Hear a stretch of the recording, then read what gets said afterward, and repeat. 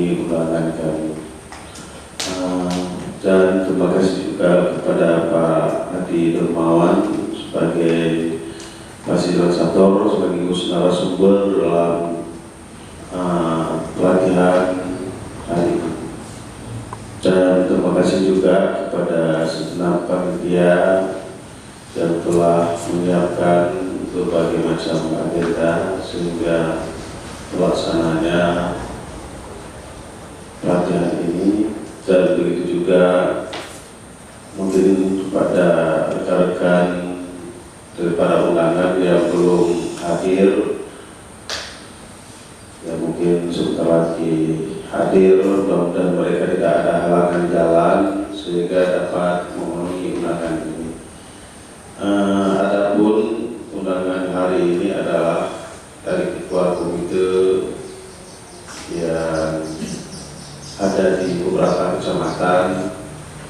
Sebenarnya yang kita libatkan dalam rumah ini adalah ketua komite yang di kecamatan Murbo, KW 16 dan Panti Semen. Tetapi hari ini kita menumpangkan ada sebagian komite dari dari Sungai Mas, karena sebenarnya Sungai Mas berhak mengikuti pelatihan di Wela nanti. Tetapi mengingat Sungai Mas sangat jauh ke Wela, untuk sementara ini kita melibatkan Sungai Mas di Kecamatan KW 16 ini. Adapun dasarnya kita lakukan ini adalah sesuai dengan daerah pemilihan, sehingga Bapak-bapak kita libatkan di KW 16 sesuai dengan rayon. Pada pemilihan 2004 dulu, mungkin Bapak-bapak masih ingat, anggota wakil rakyat yang kita usulkan dari rayon KW 16 atau daerah pemilihan KW 16 mengikuti adalah rayon Kecamatan KW 16, Kecamatan Panti Semen dan Kecamatan Murbo. Adapun kegiatan GSF yang kita lakukan setelah pertemuan ini, kita ada tindak lanjut dengan misalnya studi kritis Undang-Undang Sidiknas. Jadi kita bedah Undang-Undang Sidiknas itu apa-apa yang bisa kita ambil manfaat untuk pendidikan. Kemudian kita akan membedah Undang-Undang PA. Nanti ada jadwalnya untuk kita bedah Undang-Undang PA. Tetapi yang kita bedah Undang-Undang PA itu khusus bab pendidikan. Sehingga kemana mau kita bawa pendidikan di Aceh Barat? Kita nggak perlu kita kaji lebih jauh. Kalau kita kaji bedah misalnya Undang-Undang PA, ya mungkin sampai 1 bulan mungkin baru mampu kita selesaikan. Tapi ini hanya kita ambil sampel sebab pendidikan, di mana peluang kita. Dan itu kita bedah bersama-sama dengan anggota DPRD sesuai dengan daerah pemilihan masing-masing. Dan kita akan melibatkan anggota DPRD itu mulai dari rayon Jawa Palawan, rayon KW 16, rayon Samatiga, dan rayon Wela. Jadi nanti Bapak-bapak akan bertemu dengan anggota DPRD yang berasal dari rayon ini. Misalnya kita mengundang Ramli sebagai ketua DPRD hari ini, tapi kita tidak mengundang dia atas nama ketua DPRD. Nah, dewannya melalui daerah pemilihan KW 16. Kita undang juga bukan atas nama wakil ketua DPR, tetapi atas nama dia naik dari rayon daerah pemilihan KW 16. Dan itu juga anggota DPRD Wela, kita undang mereka ke Wela, kita nggak bawa kemarin. Misalnya di sini 8 orang, kita hadirkan 8 orang kemarin, sehingga berdiskusi dengan Bapak kemana pendidikan yang akan kita bawa di Aceh Barat misalnya, dan bagaimana dengan anggarannya, dan apa yang diperlukan di sekolah. Itu Bapak nanti akan menyusun bersama anggota DPRD, sehingga selama ini yang menyusun anggaran itu adalah Dinas Pendidikan melalui Rakorban, Musrembang yang dilaksanakan di Bapeda. Kemudian mereka membawa ke DPR, sehingga DPR kadang-kadang lebih banyak mencorengnya. Kalau diusulkan 100.000, yang diberikan hanya 1.000. Begitu juga kalau diusulkan dinas ke Bapeda mencoreng juga. Di situ sudah dipotong. Kalau misalnya dari dinas pendidikan mengusulkan 100.000, Bapeda akan potong 50.000. Sehingga Bapeda mengusulkan ke DPRD 50.000. 50.000 diusulkan ke DPRD memotong lagi 49.000, tinggal 1.000 untuk sekolah. Bagaimana kita meningkatkan untuk pendidikan, bagaimana kita buat pendidikan lebih bagus. dan kita nggak sempurna. Hari ini Bapak-bapak punya kekuatan yang sangat luar biasa. Di samping Bapak-bapak sebagai ketua komite sekolah, Bapak-bapak adalah tokoh daripada masyarakat. Kemudian Bapak-bapak adalah sebagai pemilih. Mereka ada di DPRD yang menyidangkan anggaran karena adanya kita. Kalau kita nggak memilih mereka, maka dia nggak akan dapat duduk di DPR. Maka hari ini sebenarnya dalam Undang-Undang 30, dalam PP 32 itu jelas yang bahwa mereka harus diperkolah. Setiap anggota DPR ada masa resesnya, itu ada uang resesnya. Mereka harus kunjungi rumah sekolah dan menanyakan pada menjumpai stakeholder yang ada di sekolah. Apa sih kebutuhan di sini? Karena saya merasa dari pemilihan ini. Tapi ini mungkin langkah dilakukan. DPRD hanya lebih gencar dengan isu pansus. Kalau begitu ada masalah mereka lakukan pansus. Pansus pun ada uang.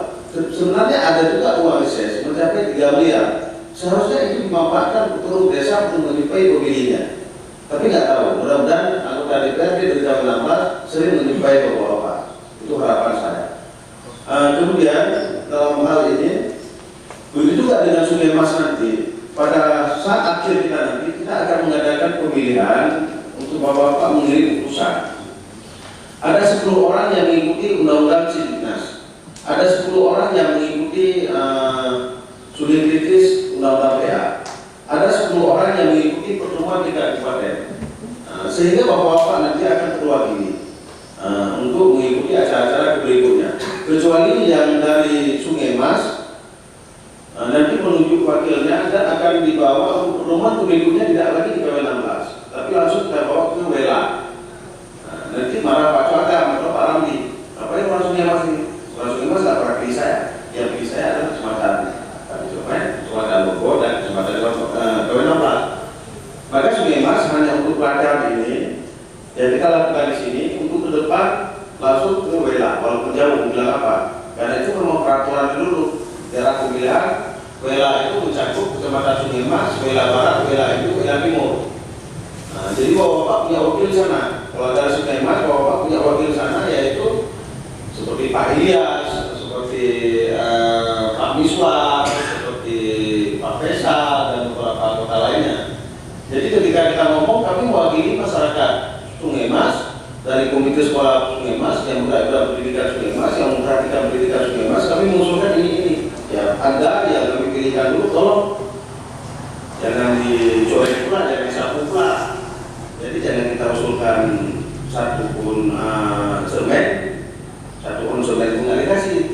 Kita dengan daerah wakilan bisa makin jalan. Dan mudah-mudahan itu jalan. Tetapi proses ini baru kita lakukan setelah bahwa Pak melaksanakan studi kritis Undang-Undang Sidiknas, studi kritis terhadap Undang-Undang PA dan pertemuan tingkat kabupaten. Kenapa? Kita harus menyiapkan diri dulu.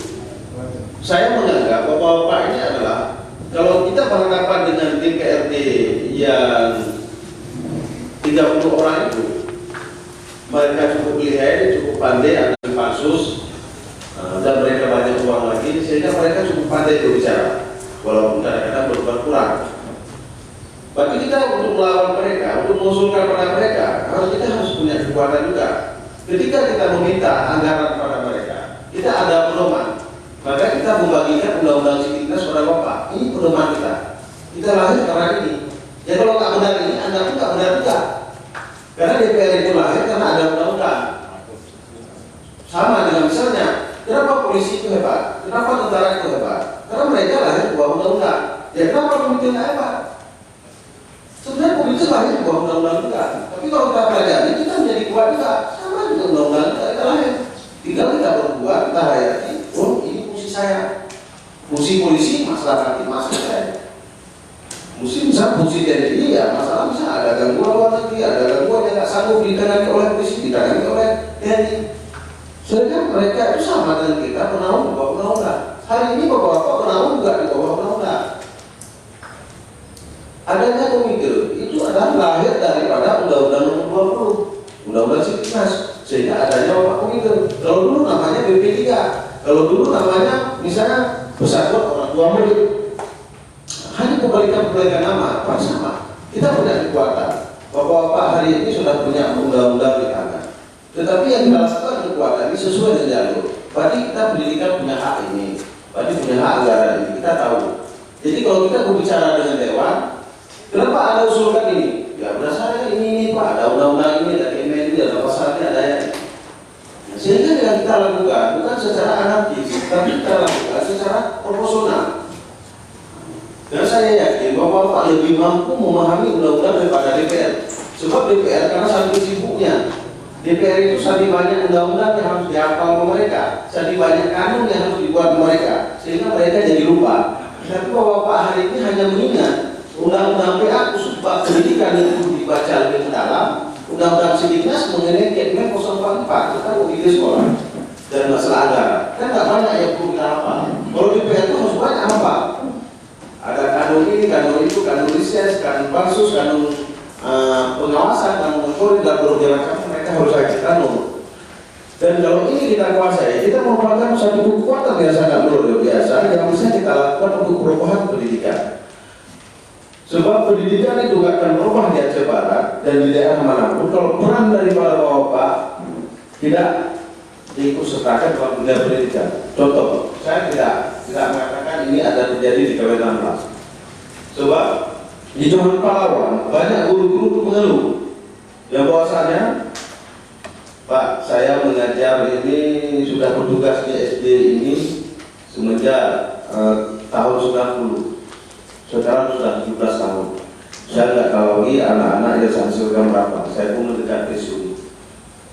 Tetapi setiap tahun saya hanya mengenal orang tua murid 0,5%. Kenapa ibu nggak kenal? Karena ada komite sekolah, siapanya apa? Bukan begitu. Jadi banyak. Sekarang di Lampung ini kalau biasa, anak-anak diantar pakai mobil, kaca mobil hitam, bapaknya nggak pernah nampak. Anaknya turun dari mobil, turun di pintu pagar. Kalau seandainya datang pencuri, pun mencuri anaknya kita nggak tahu, nanti salahkan kita juga. Kita nggak pernah nampak pada hidup bapaknya. Yang mudah-mudahan di KW 16 para wali murid di KW 16 tidak ada demikian. Tidak demikian, tidak ada seperti hari ini di kota Johor Bahru. Rata-rata orang tua daripada si murid itu nggak pernah kenal sama wali kelasnya. Yang mana wali kelasnya, yang mana gurunya, yang mengajar anaknya, yang mana si kepala sekolahnya, yang mana wakil kepala sekolahnya tidak pernah dikenal. Dan ini sangat tergantung kelemahannya pada komite sekolah. Seharusnya komite sekolah yang memperkenalkan wali murid dengan orang tua murid, sehingga kalau ada hal-hal yang perlu kita lakukan, perubahan segala macam, itu bisa kita lakukan perubahan di rumah, karena waktu lebih banyak di rumah anak-anak daripada di sekolah. Jadi kalau orang tua murid nggak pernah menanyakan, punya PR no? Ada PR nggak yang diberikan oleh ibu guru? Dia tak pernah ditanya kepada si anaknya, bagaimana jadi anaknya?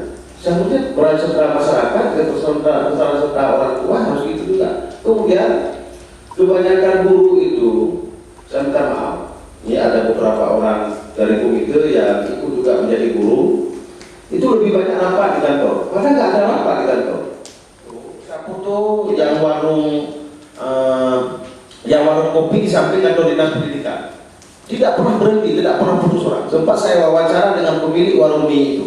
Sehingga beliau mengatakan berapa? Saya omset saya 25 kilo satu hari. Dia beli mobil dan naik haji. Luar biasa omset. Itulah rapat di kantor. Rupanya kalau kita hari ini datang ke sekolah, kita ingin jumpai kepala sekolah atau guru, nggak ada apa, sudah rapat ke kantor. Padahal rapat di warung mie. Maka JSF waktu itu mengatakan di kantor dinas ada kantor dinas. Di mana kantor dinas baru itu? Di sebelah kantor dinas pendidikan. Itu ada kantor dinas baru.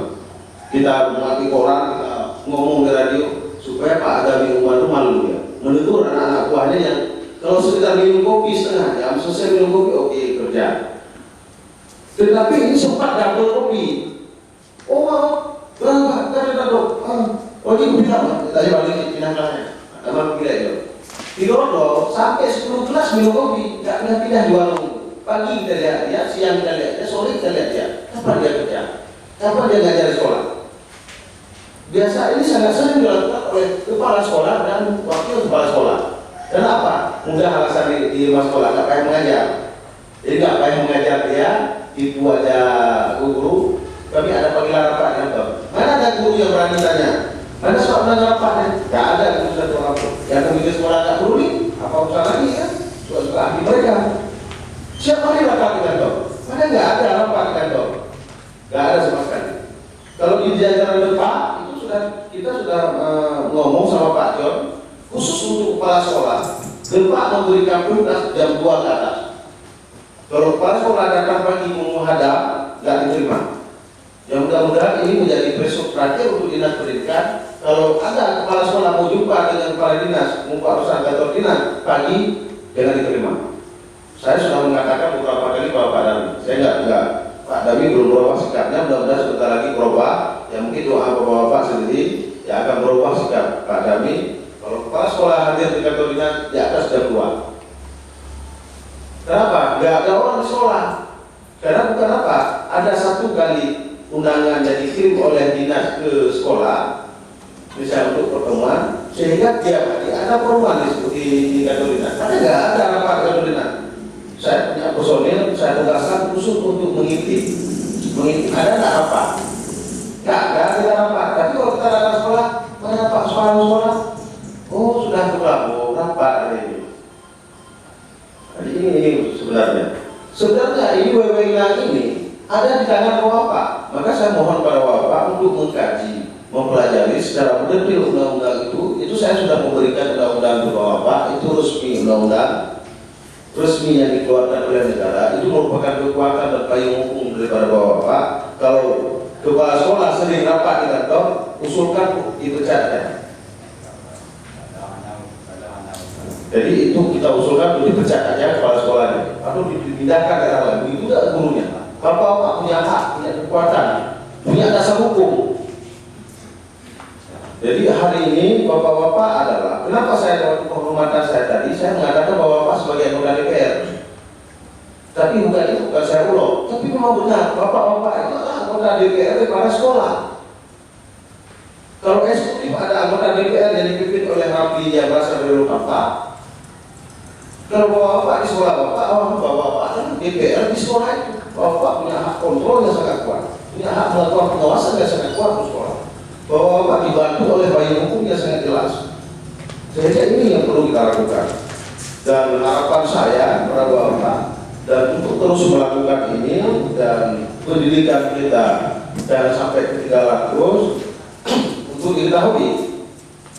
Mungkin kalau Pak masih ingat, saya masih melihat ada beberapa orang tua kita di sini. Itu di bantuan daripada NGO itu ada maunya, bantuan dari UNPPB itu ada maunya. Tidak semuanya ikhlas. Ya Bapak pikirkan. Saya tidak mengatakan lembaga saya baik, tetapi tidak semuanya ikhlas. Ada yang lembaga membantu aja ini tidak ikhlas. Misalnya apa? Saya mohon kepada Nurul untuk tidak mengerti yang apa saya bicarakan ini dan untuk dimatikan kamera semua acara sudah jam. Tapi di Maluku untuk Bapak ketahui di Aceh Barat itu untuk dana pendidikan yang diberikan oleh anggota DPRD kita hanya 4,5%. Bagaimana untuk pendidikan ini bagus? Kita marah kepada guru, nggak mungkin. Guru dan sejarah dengan kredit Pak. Mungkin ada guru dan sejarah dengan kredit. Itu BPD itu masuk pembunuhan untuk tenggelamnya untuk pendidikan. Saya sangat muak. Karena BPD itu sudah membunuh guru-guru. Mereka beri kredit banyak-banyak para guru sehingga guru itu tidak 150.000 gaji per bulan. Nggak cukup untuk minyak. Akhirnya datang ke sekolah dalam 1 bulan hanya 3 kali. Karena ada uang lagi Pak, udah diambil kredit BPD. Ini BPD merupakan salah satu mesin pembunuh perjalanan pendidikan di Aceh Barat. Dan sangat luar biasa mereka kutip panen. Dan mudah-mudahan ke depan melalui ketukan bapak-bapak ini untuk kita tolong guru-guru kita bilang bahwa BPD itu diberikan uang oleh daerah, APBD selalu support BPD itu. Maka kita pinjam itu uang APBD, tapi dia terhubungan. Nanti melalui kekuatan bapak, kalau berikan pada guru kredit, boleh berikan 10 juta, nanti bayar 10 juta. Karena yang bagi pinjam uang sedikit, ngapain kalau ambil 10 juta harus bayar 20 juta? Itu pembunuhan darah guru. Maka jangan salahkan guru juga. Nanti kalau guru nggak usah 2 bulan cuma 3 kali kita pakai di sekolah. Karena uang tinggal 150.000. Di situ rokok, di situ minyak kereta, di situ minum kopi lah. Harus cukup. Baik ada produk kredit semuanya. Bunga sangat luar biasa BPD itu. Maka itu sangat luar biasa. Uang kita sendiri. Nah itu tugas bapak. Kalau guru nggak bisa ngomong nanti Kalau guru misalnya SD perunggu, kalau ngomong itu langsung dipindah ke SD dulu. Tapi kalau bapak-bapak hari kan tidak punya harmoni sama dengan saya, nggak bisa dipecat kan? Ini keuntungan kita yang nggak punya harmoni. Sama dengan saya nggak punya harmoni, nggak bisa dipecat. Karena hanya diundang tak undang. Nah juga ada lagi bapak-bapak juga apa? Dan hajar mereka. Maka sampai kita setiap hari ngomong masalah BLM, masalah bangunan sikat, NGO paling muat ya lembaga kami. Kenapa? NGO masalah sikat juga, nggak ada urusan. Jangan coba waktu itu aja. Kalian kan hanya bekerja, dari kerja kena uang mama bekerja, kerja ada aja tipu aja. Kalian berikan untuk modal usaha aja cuma kita, kalian berikan 30 juta. Kalian jual main aja juga. Saya mau keras sama mereka. Mereka mau mereka ya suka mereka. Urusannya. Misalnya saya salah, ya itu urusan saya tahu. Saya masuk neraka kan, saya dia masuk neraka. Dan misalnya bapak boleh mengikuti apa yang saya katakan yang betul-betul aja ambil. Ya disasar jangan. Yang bersifat nggak baik jangan. Kalau saya nggak melibatkan nggak baik, bapak ambil saya baik ya saya sampaikan. Ya mudah-mudahan saya akan menjamkan untuk nanti bapak-bapak melakukan diskusi bagaimana visi misi bapak, bagaimana wewenang bapak, bagaimana tugas bapak, bagaimana melakukan pemilihan komite sekolah, bagaimana menghadirkan komite sekolah, wali murid di sekolah. Itu bapak-bapak bisa diskusi lebih jauh dengan narasumber nanti, sehingga bapak benar-benar memahami tugas bapak. Karena bapak turun ke sekolah bapak mengurus sekolah bapak. Karena yang mengurus sekolah bapak adalah bapak sendiri. Kalau Pak Presiden yang mengurus sekolah, itu nggak ada sepak kerja. Jadi mati dulu Presiden. Jadi yang mengurus adalah hari ini adalah bapak. Presiden sudah mengeluarkan undang-undang, sudah memberikan hak dan wewenang kepada bapak. Bapak adalah perpanjangan tangan Presiden. Kalau ada di desa ada kecil itu perpanjangan tangan Presiden, di sekolah ada bapak perpanjangan Presiden. Jadi satunya bapak, DPR-nya bapak yang melakukan kontrol itu. Kalau bapak tidak menjalankan maka hancurlah pendidikan itu. Saya optimis anak-anak kita nanti generasi kita merupakan calon satpam dulu. Pada pagi boleh didorong, nanti itu boleh dorong, mahal untuk jawab dorong itu mana kita bawa orang lagi. Kalau hanya perintah untuk satpam. Dan saya sudah melihat langsung di Betung itu sekarang lagi evaluasi emas, itu 60 orang ditarik bekerja dari masyarakat Betung. Saya sampai ke Tagingon, saya pergi baru ini, saya investigasi kasus itu. Itu masyarakat Betung dikasih mobil satu sama Palamukin. Saya tidak menjelekkan Palamukin, ada di Welang Pak ada yang di Palamukin. Itu dikasih mobil kijang satu sama Palamukin, pasang logistik itu bekerja sama Palamukin. Palamukin kasih itu seluruhnya untuk Surya Paloh. Surya Paloh mengantar bantuan ke Aceh ada tujuannya.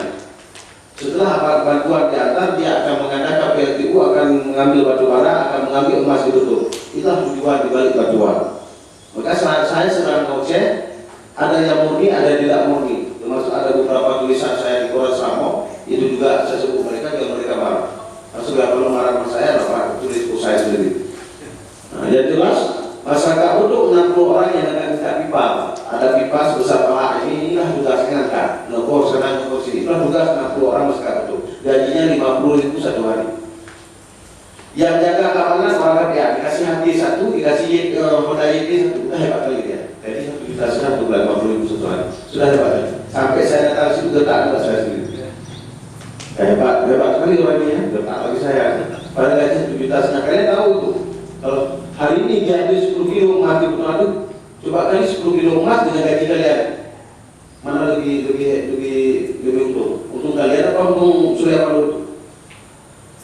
Hanya dikasih 50.000 lompat-lompat. Begitu juga kalau diambil bisa emas di Betung, dikasih 50.000 lompat-lompat orang Betung. Hanya 50.000 dia ngambil 1 kilo satu hari. Nggak pernah dikali 1 kilo itu berapa? Begitu juga bisa diambil masih kuasa di situ nanti di bawah bumi KDS itu, atau diambil batu bara. Ada kok sungai kerja.